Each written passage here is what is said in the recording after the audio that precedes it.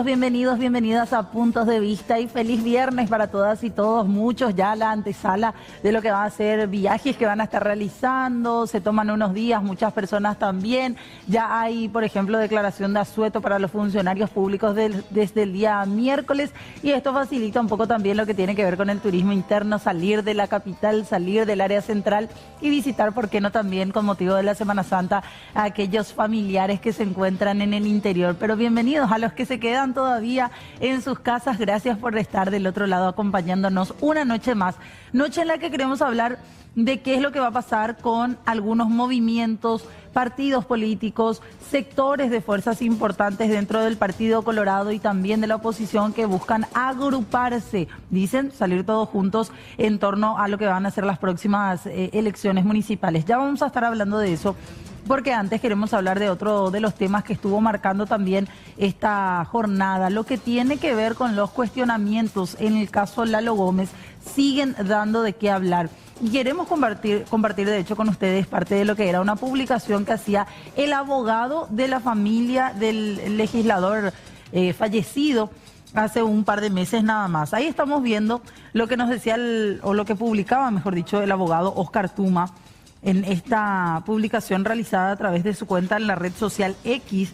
El representante legal de la familia del asesinado diputado Lalo Gómez anunció que solicitará el juicio político del fiscal general del Estado. Fíjense, me reuniré con los familiares del diputado Gómez y de contar con el consentimiento de ellos, presentaré un pedido de juicio político contra el fiscal general del Estado cuya permanencia en el cargo se ha vuelto insostenible. Es lo que mencionaba en este caso el abogado Oscar Tuma, mencionando un poco algunas cuestiones y por sobre todo cuestionamientos que se tienen en torno a la figura del fiscal general del Estado, principalmente desde el sector de los familiares del extinto legislador, teniendo en cuenta algunos manejos en la investigación en sí, es lo que ellos cuestionan. Él ya adelantó de esta manera entonces la posibilidad de presentar un juicio político en contra de Emiliano Rolón Fernández. Citó que la intención no sería fundamentada solamente por irregularidades en el caso de la investigación por la muerte de Lalo Gómez, sino también cuestionamientos hacia Rolón que serían apoyados por los abogados pasilleros. Según Oscar Tuma, el Ministerio Público está atravesando su peor momento desde su creación por fiscales corruptos, incompetencia también dentro de lo que son estos cargos, falta de autoridad moral y el responsable, según el abogado, es el fiscal general del Estado.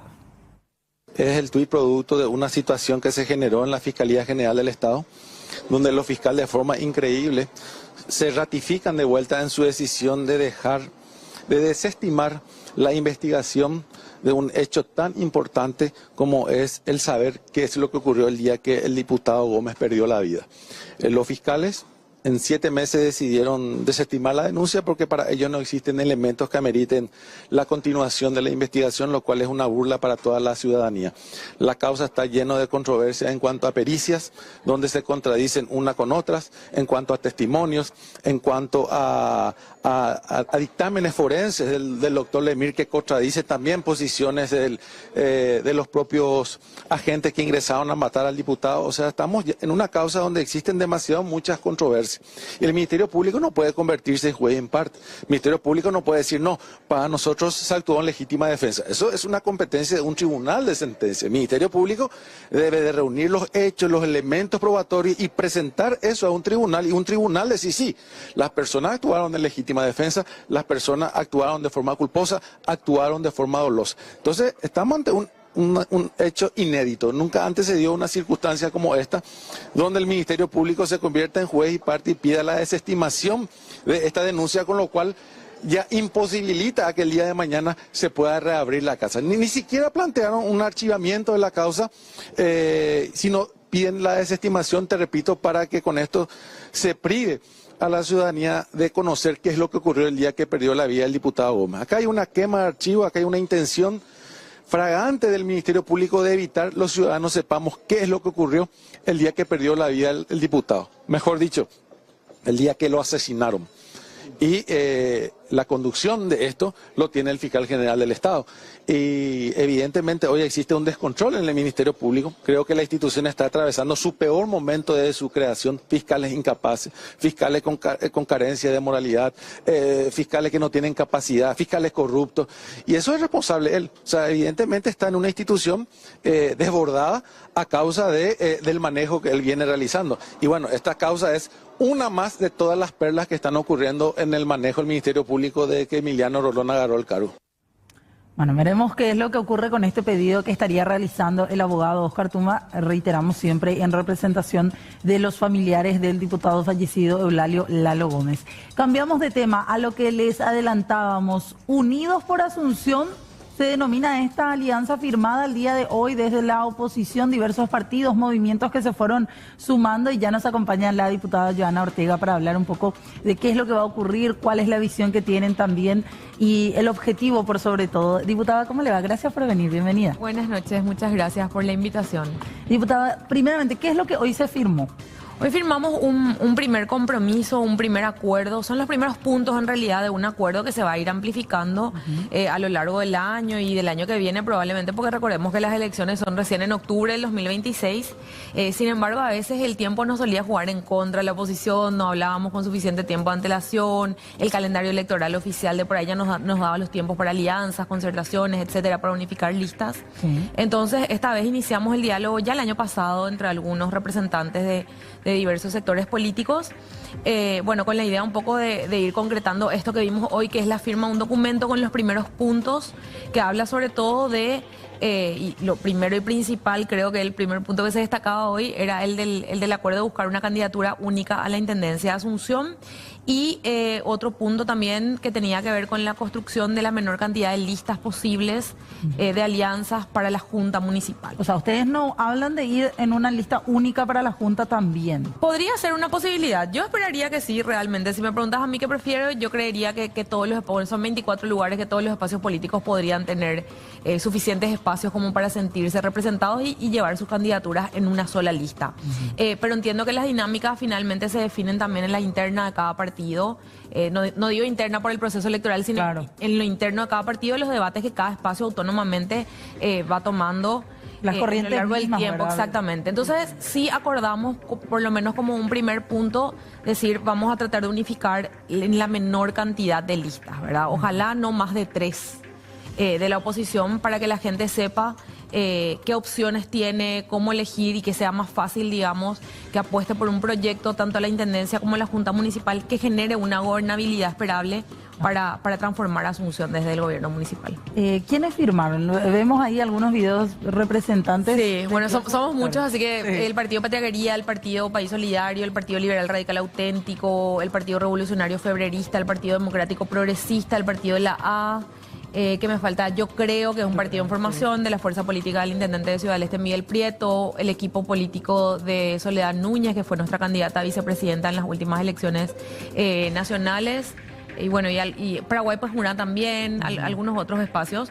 Y por supuesto hoy destacamos también que el espacio está abierto a las fuerzas políticas, los grupos, a los movimientos que quieran sumarse a esto, porque a partir de ahora también, y era otro de los puntos del acuerdo, vamos a empezar a conformar los equipos que van a discutir un poco los otros temas que quedan pendientes de acá a octubre del 2026. Todavía no definen un método, ¿verdad? O sea, ustedes van a ir con un candidato único, esa es la idea. Sí, que nos comprometemos a votar instancias de búsqueda de esa candidatura única, es lo que contempla este primer documento, y también la conformación de un equipo que va a sentarse a discutir, aparte de las mesas de los presidentes de los partidos y demás que nos estamos juntando, representantes electos por los distintos partidos, sí una mesa con representantes que específicamente se va a sentar a debatir y a discutir sobre la metodología, hasta presentarnos a todos los espacios políticos cuáles son las alternativas y buscar ese acuerdo de con qué metodología vamos a definir. ¿Y ya hay alguna opción por lo menos? Y la de siempre, yo creo que no, la ley contempla la posibilidad de una interna. Ahí sí entendemos algunos que tenemos muchas asimetrías con el Partido Liberal, sobre todo en el tamaño del padrón. Bueno, está este cambio de ley que ahora se propone también, de que no podemos usar el padrón abierto. Podría ser una limitante para otros espacios políticos. Pero ustedes van como alianza, ¿verdad? Nosotros, sí, idealmente como alianza. Entonces, bueno, hay una propuesta interna. Yo no descarto del todo la interna porque creo que es un método democrático y mientras el método sea democrático, obviamente es bueno. Bueno, después sondeos, encuestas que se puedan ponderar con varias preguntas. Bueno, tuvimos ya experiencias de unas delivery, es decir, tuvimos como mezclas también entre internas y encuestas que fue un poco la urna delivery, así que creo que en alguna de esas metodologías u otras que surjan de esa mesa que va a discutir específicamente la metodología es la que vamos a considerar, pero puedo dar certeza de que vamos a ponernos de acuerdo en una metodología y que vamos a definir una única candidatura a la intendencia. Usted hace unos días ya anunciaba su precandidatura, o sea, usted Sí. tiene la intención, diputada, de... Sí, era más que nada, y explicaba un poco yo en mis redes también, una intención, una expresión de deseo, de voluntad, Claro. de mi espacio político a poner mi nombre, porque finalmente esas decisiones no las tomo yo sola, Sí. pertenezco a un partido y a un equipo político. Bueno, sí, de poner mi nombre en la mesa como discusión entre esas precandidaturas. Otro que confirmaba ya su precandidatura también es Agustín Saguier por el Partido Liberal Radical Auténtico y otras candidaturas que están, creo, próximas, precandidaturas que están próximas a confirmarse. Y bueno, que entraríamos todos estos precandidatos con esa metodología que definamos a competir hasta llegar a una candidatura única. El consenso también podría ser un mecanismo. Claro, no descartan eso tampoco, porque son No varias las descartamos. Yo figuras. creo que es un mecanismo democrático. Obviamente conlleva muchas más conversaciones, mucho más tiempo de debate tal vez, pero no es imposible. Lo hemos hecho antes, en el 2008, y lo podemos volver a hacer ahora. ¿Hay posibilidad de ampliar esta unión también y conversar con sectores para otras intendencias, otras ciudades? Sí, de hecho nuestra idea era dar como un puntapié inicial de esto. Finalmente están los presidentes de los partidos, Claro, en por este eso. espacio que representan a sus partidos a nivel nacional y que vienen acompañando procesos en otros distritos también. Hoy, inmediatamente después de la publicación que hacía en mis redes sociales, me escribían compañeros de mi partido a contarme que en San Lorenzo tienen ya una iniciativa de unidad del tercer espacio, que en Lambaré también se están reuniendo entre distintos partidos del tercer espacio, que están acompañando por ahí colegas míos que son de Central o de otros distritos, ¿verdad?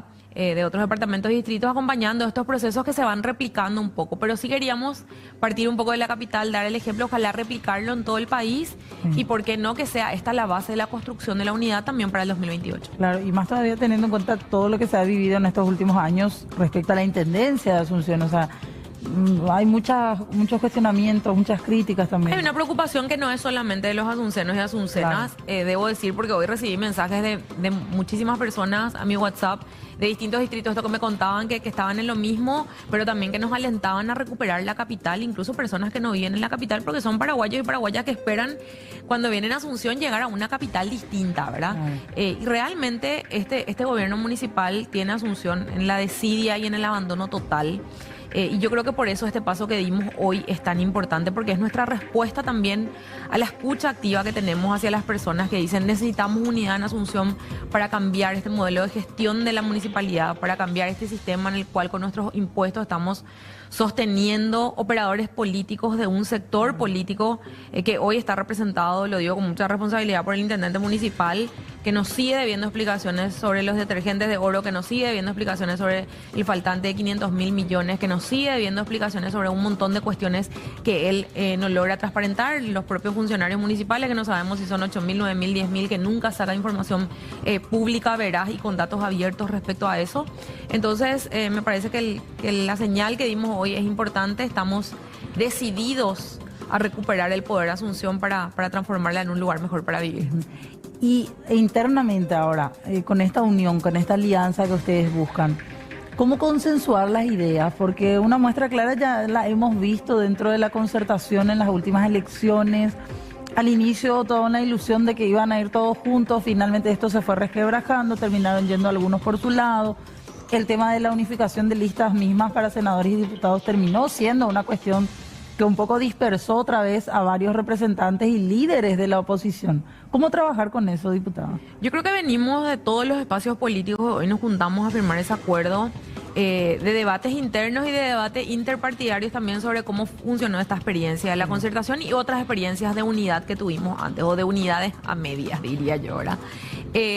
Porque claramente vemos los resultados y con este sistema de voto preferente se notó, creo que aún más, que esa dispersión de listas afectó muchísimo el porcentaje de representatividad que tenemos hoy en el Congreso, que es lo que tanto nos cuesta revertir cuando discutimos cada reforma que el gobierno envía, cada proyecto de ley. Creo que somos conscientes de que ese proceso electoral es lo que hoy nos juega en contra en el día a día para sostener la república, las instituciones y la democracia. Entonces venimos de un proceso de autocrítica muy importante, por lo menos en mi espacio político, yo lo digo así con mucha honestidad, de un proceso de autocrítica y de conversarlo también frontalmente con compañeros de otro espacio, decir, de verdad esta vez, como se dice, tenemos que ponernos las pilas, ¿verdad? ¿Qué, por ejemplo, es lo que tiene que cambiar después de estos años, ya incluso meses? Sí, y vamos acumulando y creo que hay una madurez que hoy es mayor y que la adversidad también en la que nos encontramos, Fernanda, de esta mayoría cartista que realmente es abrumadora en ambas cámaras y que no nos permite avanzar en muchas cuestiones, es la que nos empuja más decididamente. Lógicamente, ahí hay diversidad de ideas, o sea, si vemos, estaba, no sé, Hermo Rodríguez de Paraguay de Pajuná y Estefan Rasmussen de Patiaguería, y podemos ubicarlo tal vez en dos extremos ideológicos, si se quiere. Dentro de la oposición. Dentro de la oposición, ¿verdad? Pero sobre todo, lo que yo rescato es que todos los espacios son espacios democráticos, espacios que apuestan por estas herramientas previstas en nuestra democracia para generar unidad. Nosotros tenemos herramientas que no están contempladas, como el balotaje, por ejemplo, que podría habernos servido mucho en la oposición cuando no logramos a veces acuerdo en una primera instancia, pero estamos haciendo de forma democrática uso de esas herramientas, dejando de lado un poco esas diferencias y concentrándonos en hablar solamente en lo que estamos de acuerdo, ¿verdad? O sea, cuando surge ya un tema, digo porque empezamos un grupo más chiquito y como que se fue ampliando, y cuando surgía un tema podíamos decir, bueno, vamos a pasar al otro tema, porque de repente son temas que ni siquiera hacen a la gestión municipal. Y claro, pero que ya estanca la idea en general. Exactamente, que se traba el debate y demás. Entonces lo que hacemos es, bueno, esto podemos dejar un ratito de lado, podemos volver después, pero avanzamos sobre los puntos en los que estamos de acuerdo. Y eso es lo que permitió llegar hoy a este documento, a esta firma que estaba estampada por todos los presidentes de fuerzas políticas presentes allí y los representantes, digamos, que también ocupamos espacios en cargos electivos y los aspirantes a dirigir esa intendencia municipal. Y bueno, es un compromiso importante, es una señal a la ciudadanía, porque también la principal alianza tenemos que construirla con ellos, ¿verdad? Con los asuncenos y asuncenas que quieren vivir en una ciudad distinta. Hoy, por ejemplo, se le consultaba a la senadora Celeste Amarilla, ¿qué pasa con otros sectores, por ejemplo, del Partido Liberal, que siempre se han mostrado más lejanos de esta figura y esta foto de la oposición, si podemos decir, y más cercanos al poder político contra el que ustedes buscan ir hoy en día en las municipales? Yo creo que hay cosas que naturalmente se van a resolver en cada espacio partidario, ¿verdad? Pero a mí me da mucha tranquilidad hoy haberle visto al presidente del Partido Liberal, a Hugo Fleitas, firmando ese documento, pero también al único precandidato que hoy tiene el PLRA en Asunción, que es el abogado Agustín Sayer, presentes en la firma. Y creo que sobre todo esa institucionalidad, digamos, revestida en ellos que firmaron hoy el acuerdo, vamos a ver cómo hace que mitigue el resto de las cuestiones. Van a haber obstáculos y van a haber desafíos. Yo no digo que es todo lindo y que es todo perfecto, pero creo que vamos a poder superarlos porque veo que el compromiso que tenemos todos, los liberales que hoy estaban acompañando, hoy estuvieron todos varios concejales, estuvo ahí, nos acompaña en la foto Fiorella Forestieri, pero estaba también el concejal Félix Ayala y el concejal Ramón Ortiz. Y bueno, y creo que eso da cuenta, estaban la mayoría de los concejales liberales, que hay como un acuerdo entre ellos también de acompañar este proceso y que bueno, yo creo que ahí cada espacio va a instarle a sus compañeros y compañeras que cumplan con el compromiso que hoy sus representantes firmaron. Claro, además de eso también hay cuestiones en general por las cuales luchar, que siempre son los personalismos, que siempre entran a tallar en algún momento también cuando hablamos de acá la intención es que yo quiero ser el candidato, y eso también es trabajar y es limar esas asperezas de por ahí que son por lo general y lastimosamente hay que decir las que suelen dejar a la oposición atrás. Así mismo es, por eso digo, van a haber desafíos en el camino, pero acá lo importante es, yo creo que no se trata de cargos ni de egos. Ni de nombres. Ni de nombres siquiera.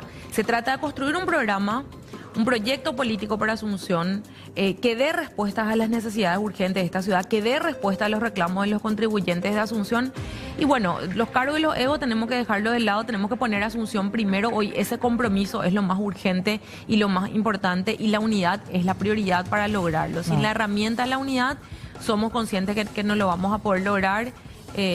Y bueno, y hoy quedó plasmado un poco eso, y a medida que avancemos en los otros puntos, claramente vamos a ir anunciando también cuando tengamos definida la metodología, cuando tengamos definidas las otras precandidaturas, tal vez hacer un anuncio de todas las precandidaturas para que se vea que esa diversidad no nos distancia o no nos separa, sino que enriquece nuestro proceso de lo que vamos a construir para una Asunción desde distintas miradas, porque vamos a utilizar tal vez todas esas miradas diversas en beneficio de Asunción en vez de usarlas para dividirnos. Y sí, hay que hablar de, ya decíamos cuál es el objetivo, cuál es un poco la mirada sobre Asunción, pero sí hay que hablar de alguna propuesta en concreto. Ya se tocó, si llegamos a hacer una alianza y si presentamos un candidato, esto tenemos que decir y esto por esto vamos a luchar en la ciudad. En conversaciones más informales sí, de por ahí, porque algunas veces alguno que otro invita a un asadito o bocadito después de las reuniones, ¿verdad? Claro. De acuerdo a cómo esté el presupuesto, y se dan conversaciones más abiertas de por ahí, por fuera, porque también es eso, es compartir muchas veces entre colegas, entre compañeros de distintos partidos, porque naturalmente también tiene que haber un proceso de construcción de confianza entre los liderazgos. Sí. Y eso lleva tiempo, ¿verdad? Y se hace, como hoy mencionaba la senadora Esperanza Martínez, este ya es el resultado de muchas conversaciones que se dieron sin presencia de los medios, De sin muchos mucho ruido, asaditos. sin fotos, muchos asaditos, a veces choripán, a veces más asado, a veces más choripán, pero sobre todo fortaleciendo y madurando este proceso, ¿verdad? Y entre las cosas que obviamente se mencionan, no podemos olvidarnos de la cantidad de funcionarios municipales que hoy tenemos. Yo creo que es como la conversación recurrente. Hay que cambiar ese modelo de gestión. Ese modelo de gestión no puede seguir beneficiando solamente a operadores políticos que son contratados en ese lugar, sino tiene que ser volcado a la contratación de personas que realmente ofrezcan servicio, ¿verdad? Y se habla mucho de la necesidad del cambio de modelo de gestión, y en ese cambio de modelo de gestión, que obviamente es una reforma estructural mucho más grande que simplemente la cuestión de funcionarios, pero sí se suele tocar muy frecuentemente la cuestión del peso del gasto del presupuesto, digamos, que tiene hoy el gasto fijo de la municipalidad, y que eso tiene que ser necesariamente revertido a inversión para la ciudad. Claro, pero ahí hay un círculo totalmente cerrado casi, de que los propios funcionarios que están en esos cargos es otra vez ese cupo electoral. Claro, y son los que salen a hacer fuerte. campaña, y Claro. son los que conforman la estructura, ¿verdad?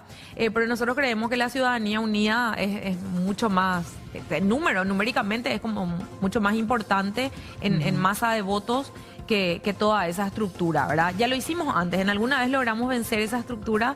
En el 2015 fue una oportunidad en la que algunos compañeros y compañeras vencieron esa estructura, antes en el 2008 también. Yo creo que hay un hartazgo creciente que nos permite tener la esperanza de que la gente va a entender estas señales que estamos dando también con mucha madurez, ¿verdad? Claro. Pero esas son algunas de las conversaciones, porque sobre todo pensamos no solamente en echar funcionarios, los que trabajan lógicamente van a seguir allí, eso saben que iba a aclarar, ¿verdad? Pero pensamos sí en que quienes no trabajan y quienes nos prestan servicio no tienen por qué estar usufructuando parte de ese presupuesto público que tiene que ser destinado a inversión en una ciudad que requiere muchas obras, que requiere el cuidado de sus espacios públicos, Y que se encuentra tan desde las abandonada. veredas, los parques, las plazas, en una ciudad que necesita activar sus 11 centros municipales y tal vez triplicarlos para ofrecer servicio. Hoy si uno va a los centros municipales son 11, ¿verdad? Están Muchos totalmente muertos, totalmente abandonados. ¿sabes? Algunos son refugios de estos funcionarios que no tienen funciones, pero en estado incluso así ilícitamente, pero paupérrimo. ¿Y de ¿verdad? actividades? Y de algunos, claro, y de algunos que vos decís, ¿qué es lo que hacen en este centro municipal? Y algunos cobran los impuestos. Y solamente eso, o sea, solo sirve para recaudación, para cobrarle al contribuyente, pero no hay una retribución de servicios. Y en particular yo, y eso sí me hago cargo personalmente, tengo una idea que ya la traigo de la campaña del 2021, que esos centros municipales, que son 11 para los 68 barrios que tiene Asunción, por lo menos deberían triplicarse y ser 33, 35, 40 centros, y que deberían prestar servicios desde guarderías para personas que necesitan trabajar en los barrios y dejarle a sus niños al cuidado de profesionales, hasta espacios de recreación para personas adultas de la tercera edad, servicios de salud, servicios educativos, no sé, refuerzo escolar para los chicos. O sea, hay Algo muchas más, cosas cercanas al ciudadano, a la ciudadana, al vecino y a la vecina de Asunción, de las que el municipio se debería estar ocupando. Pero bueno, lastimosamente tenemos un intendente que no sabe dónde guardó los 500.000 millones y probablemente por eso el presupuesto no le alcanza, pero creemos que ahí podemos ir nosotros al rescate en un equipo de unidad diverso y comprometido con Asunción. Claro. Aparte de lo que es la alianza en sí de Unidos por Asunción, empezamos a hablar ya de municipales y saltan no solamente las fotos de la oposición. hay también sectores, y teníamos ahí la foto para compartir, la disidencia colorada ya saltó también a decir, nosotros también vamos unidos, nosotros también vamos a presentar nuestros candidatos. Tenemos ahí la fotografía para mostrar de lo que era la disidencia colorada. Aparte de lo que es Unidos por Asunción, ya veíamos las fotografías de Hugo Ramírez, de un Juan Villalba, ahí está. Y Dani Centurión. Dani Centurión. Sí. Que son los 3 precandidatos que hoy tienen la disidencia colorada. Bueno, también ellos probablemente irán a un proceso interno, ellos tienen la práctica bien ajustada de la interna, sí, y tendrán que competir contra Nenecho o algún candidato que ponga el cartismo, ¿verdad? Pues yo creo que lo de Nenecho no está absolutamente descartado por no ser ellos quien anuncia su candidatura. Claro. No, Federico gracias. Mora, No, gracias, pero se habla de Nenecho, de Federico Mora y de otras candidaturas que podrían surgir desde el cartismo, ¿verdad? Así que veremos quién va a ser el principal contrincante en ese sentido de la oposición, el principal adversario, pero sí creemos que un cambio de modelo de gestión en la municipalidad hoy solamente puede hacerlo la oposición, que no tiene, digamos, el compromiso, entre comillas, con sostener ciertas estructuras que tiene el Partido Colorado. Conversar con la disidencia colorada. Bueno, yo naturalmente con Dani, que es mi colega, Claro, que le veo ahí en la foto, converso, porque muchas veces estamos de acuerdo en muchas posturas, ¿verdad? Pero bueno, ellos siempre resuelven sus cuestiones dentro de su interna y además creo que hasta por estatuto ellos no podrían, un sector, claro, por ejemplo, sumarse a una alianza opositora, ¿verdad? Como se da en otros países donde por ahí sí los partidos, digamos, tradicionales como el Partido Colorado se suman a otras fuerzas. Yo respeto su proceso y vamos a ver quién va a ser el principal adversario de la oposición. ¿Opiniones sobre estos rostros, si hay que ir contra ellos dentro de las municipales ya en las elecciones? Bueno, no sé, Hugo tiene experiencia porque fue concejal, ¿verdad? Más allá de la opinión que podamos tener positiva o negativa, Hugo tiene experiencia, Dani ya fue precandidato y tuvo, creo que a 10.000 votos más o menos en el hecho en la última interna. Y Juan Villalba es como la figura controversial. Es la figura más controversial o mediática, tal vez, ¿verdad? Bueno, Hugo también fue bastante mediático pero también con un proceso concejal de violencia familiar de por medio. Pero tiene otros procesos y bueno, tendríamos que ver si realmente uno de ellos representa hoy lo que la disidencia colorada quiere. Porque tal vez, no digo en la dirigencia, pero tal vez en las bases coloradas disidentes al cartismo, también quieren el cambio y también quieren apoyar a la oposición, ¿verdad? Claro. Oscar Rodríguez, como posibilidad de volver a presentarse como candidato, ¿es bueno o malo para la oposición? Es bueno y es malo, yo creo, porque es malo en general porque la sola posibilidad de que él compita y de que pueda llegar con esa estructura tan pesada y con muchos recursos como él afrontó la última campaña, porque afrontó con muchísimos recursos económicos, yo creo que es un peligro siempre para la ciudad, ¿verdad? Que se sostengan en hechos 5 años más en ese espacio es un peligro, y lo que contempla un peligro para la ciudadanía de Azucena obviamente es malo para la oposición. O por su figura ya puede ser un beneficio para el resto de... Pero teniendo un desgaste como una persona que ya está en el cargo y que además debe muchas explicaciones a la ciudadanía, yo no sé si, no quiero decir que sea bueno en términos estratégicos, porque no pienso en ese sentido, pero sí pienso que es un versus que quiero vivir. Bueno, y... Yo por lo menos quiero vivir la final Johanna Nenecho que no viví en el 2021, ¿verdad? Claro. O sea, voy a tratar de clasificar para llegar allí. ¿Y Federico Mora? Y Federico Mora es lo mismo, Federico Mora es Nenecho. Es la persona que principalmente sostuvo esta estructura y este modelo de gestión. Y creo que cualquier candidato que el cartismo lance hoy va a ser la continuidad en el hecho. Y la profundización de un sistema que si ya está en ruinas la ciudad la va a llevar a sus cenizas absolutamente. Para cerrar nomás, diputado, usted decía, hoy hacía nuevamente una publicación, hablaba ya anteriormente sobre su posibilidad de candidatarse ya después oficialmente para las elecciones. ¿Qué va a pasar con su cargo? Bueno, yo hice algunas aclaraciones respecto a temas que fueron un poco polémicos y controversiales en los últimos días, pero es un pensamiento que siempre tuve yo y además es una convicción personal. Mi equipo político lo sabe porque en algún momento tuvimos posiciones encontradas, incluso dentro de mi equipo político en el 2021 cuando yo lanzaba ciertos desafíos, pero yo estoy convencida que cuando uno cobra un salario público que viene del dinero de los contribuyentes, tiene que honrar ese espacio para el cual está siendo pagada, digamos, mensualmente. Y en ese sentido yo planteaba que una persona que cobre un sueldo público tiene que tener dedicación exclusiva a eso o, en todo caso, retirarse para hacer campaña, ¿verdad? Y ahí más allá de si la figura legal es renuncia o pedido de permiso, que fue algo que contempla el reglamento y que descubrí en los últimos meses. Por lo menos yo como candidata estoy dispuesta y creo firmemente que lo que corresponde es que yo pida permiso sin goce de sueldo por los meses que voy a hacer campaña, si es que finalmente soy yo la candidata de la oposición. Por una cuestión ética, porque legalmente usted puede seguir en el cargo. Sí, no hay una incompatibilidad y yo creo que siempre la apertura democrática y la participación democrática, eso implica a veces llevar adelante candidaturas, es algo súper positivo, que tengamos un compromiso con nuestra ciudad, es positivo, yo no veo candidaturas que surjan de ningún espacio como algo negativo, pero sí creo que una campaña contra una estructura como la del cartismo en Asunción va a requerir el 100% de mi atención, y mientras yo esté cobrando un sueldo público, también mi cargo de legisladora requiere un 100% de atención. Claro. Entonces yo lo que planteaba hoy es, voy a pedir permiso en todo caso sin goce de sueldo si llego a ser yo la candidata de la oposición para eso ese no le tramo quita de una plataforma oficial. importante. No creo que la gente va a entender y va a valorar ese compromiso, ¿verdad? Y en todo caso están las reglas del juego estipuladas para que mi suplente durante esos meses asuma. Si finalmente gano, por supuesto, tendré que renunciar para asumir el cargo de intendenta. Y bueno, y si no, volveré a mi banca seguramente, pero yo estoy firmemente convencida que quien sea el candidato o la candidata de la oposición va a gobernar la municipalidad por los próximos 5 años. Bueno, hay planteamientos seguramente después de reuniones, otras convocatorias más en los próximos meses. Queda todavía, ¿cuánto? 18, 14 meses de Tenemos una trabajo. reunión ya marcada para el regreso de Semana Santa. Hoy veía en el grupo, no sé si quedaron el miércoles, jueves, está ahí el debate, pero sí, tenemos reuniones periódicas y vamos a seguir dando pasos hacia adelante y anunciando en la medida que construyamos esos acuerdos. Bueno, vamos a estar atentos, diputada, a ver un poco qué es lo que ocurre.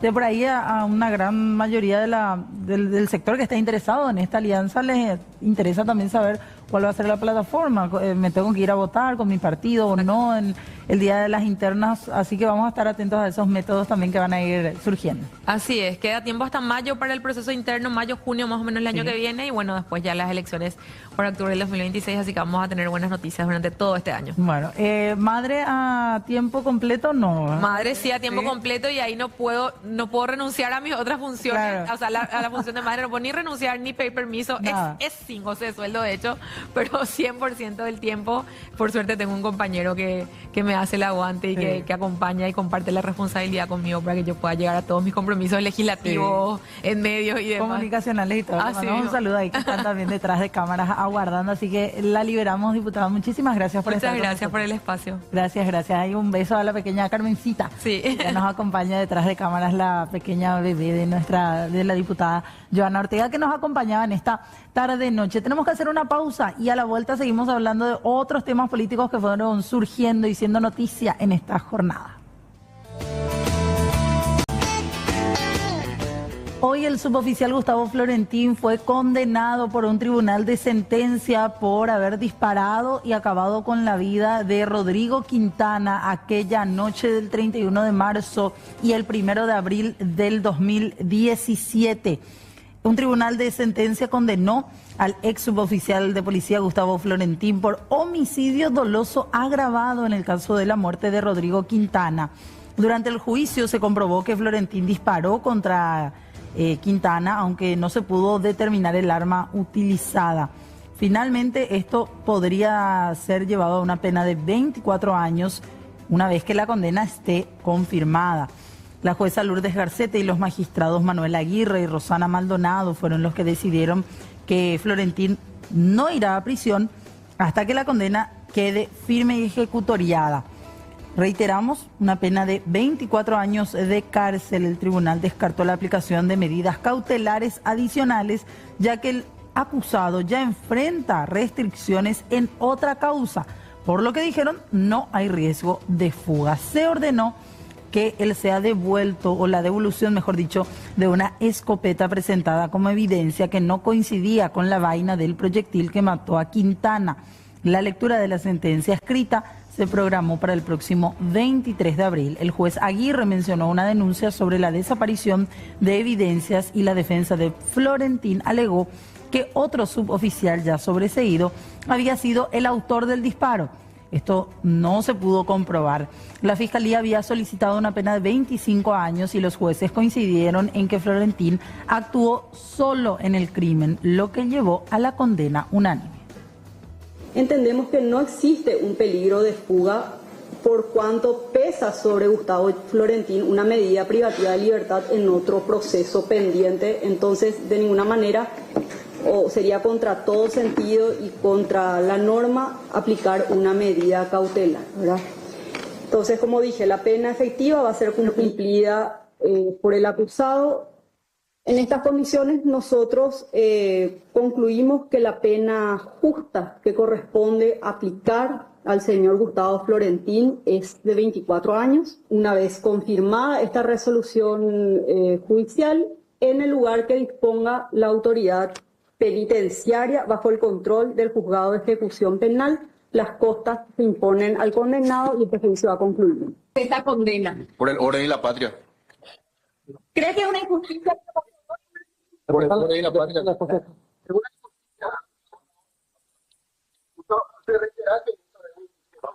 Después nomás.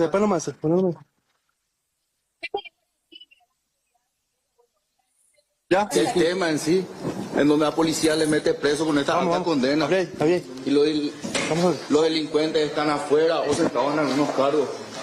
Esa es la verdad. El sistema del Paraguay está corrompido por la corrupción, la injusticia.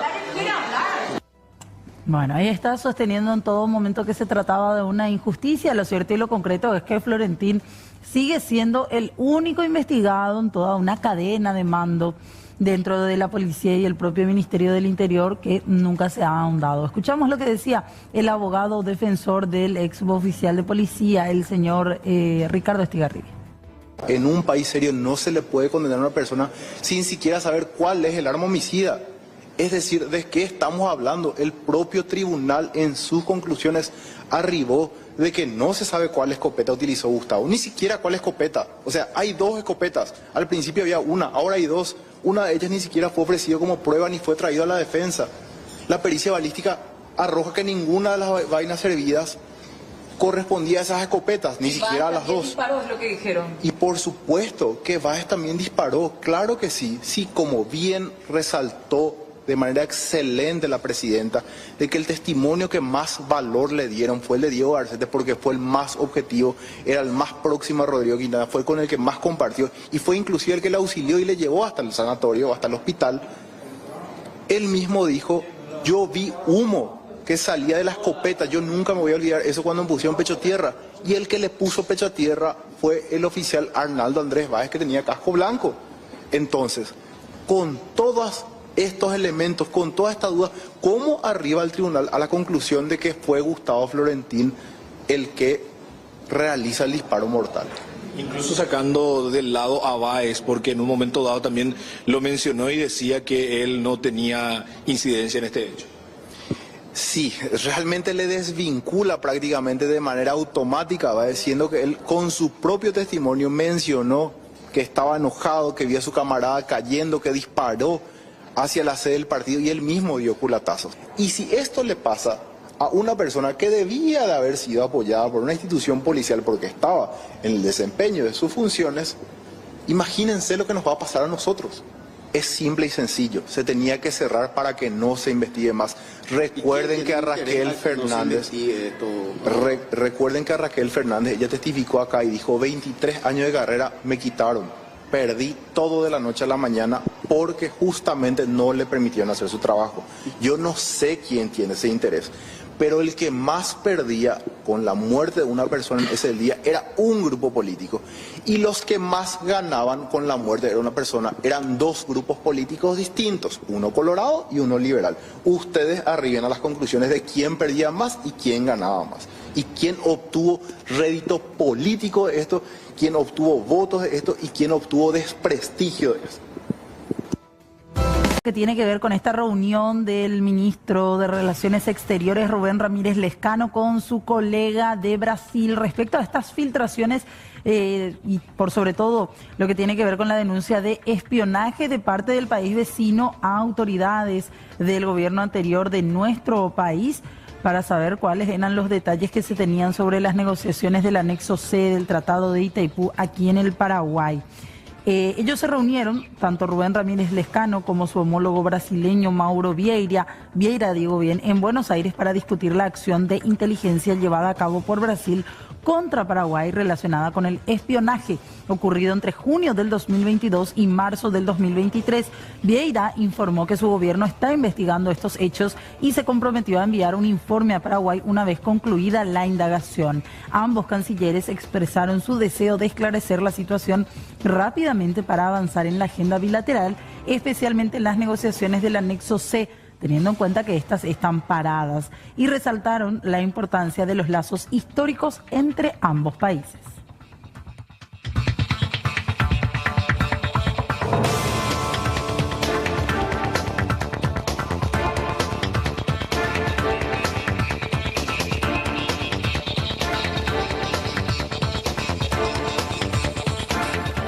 Y estamos muy felices de anunciarles que por tercer año consecutivo se viene el curso que habitualmente realizamos aquí en el Sistema Nacional de Televisión. Abrimos las puertas de nuestro medio para que estudiantes y personas interesadas en general que deseen conocer más acerca del trabajo en televisión desde el ámbito de la producción, la parte técnica, la salida también ante cámaras, puedan venir y participar. Recuerden que este curso lo hacemos durante 13 sábados en los que vos podés estar en nuestras instalaciones junto con los que más saben, nuestros compañeros, quienes trabajan y viven básicamente de esto. ¿Con quién vas a aprender mejor que con quienes lo hacen cada día? Esta es una ocasión imperdible. El curso comienza el próximo 10 de mayo y por supuesto, y como todos los años, lo hacemos junto a Uninorte, que brinda esa certificación de que estamos hablando y realizando un curso de calidad. Podés inscribirte ya seas estudiante de periodismo o no, estés cursando alguna carrera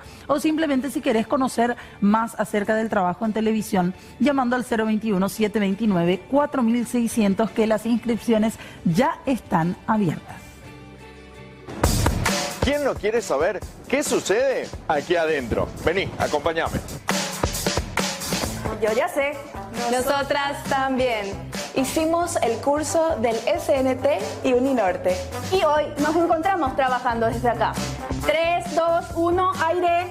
Anímate, no esperes más, inscribite vos también.